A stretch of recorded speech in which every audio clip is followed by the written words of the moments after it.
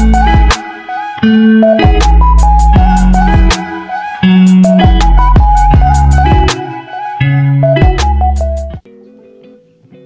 mau bilang begini, pernahkah kita merasa cemas, sedih, marah, takut, khawatir, iri hati, atau kesepian?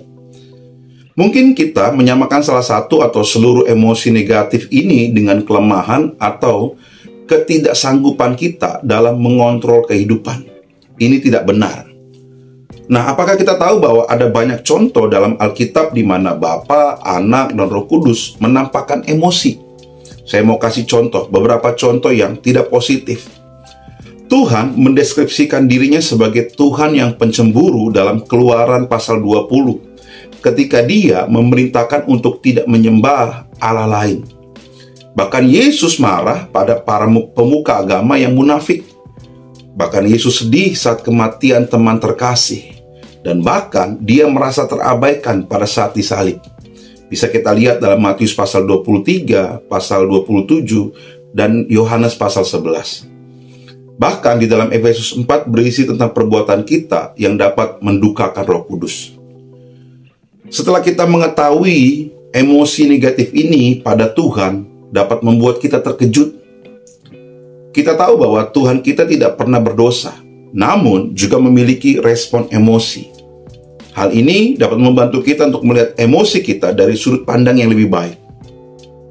Tuhan merancang emosi negatif kita untuk menjadi pertahanan pertama dari sistem peringatan dalam diri kita.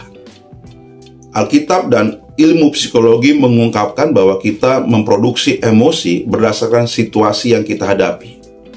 Emosi adalah putaran umpan balik. Kalau kita melihat situasi yang menguntungkan, kita ada di posisi yang menyenangkan, kita akan mengalami emosi positif untuk membangkitkan semangat yang lebih pada situasi-situasi tersebut.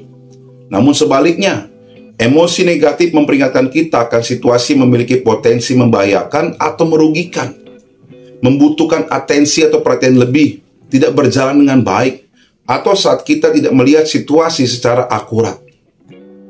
Pada intinya, emosi-emosi ini berupa lampu peringatan merah di dashboard mobil atau suara yang keras dari pendeteksi asap tentang potensi bahaya. Lampu atau suara tidak buruk. Faktanya, mereka menyelamatkan kehidupan. Kita terlalu sering mengkondisikan emosi negatif kita, sistem peringatan sebagai masalah.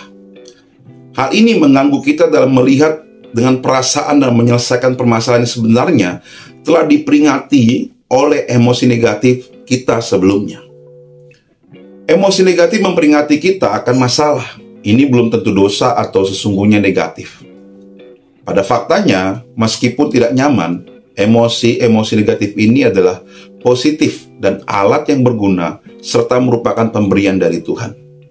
Jadi, terimalah dan bersyukurlah atas perasaan Anda yang tidak nyaman itu.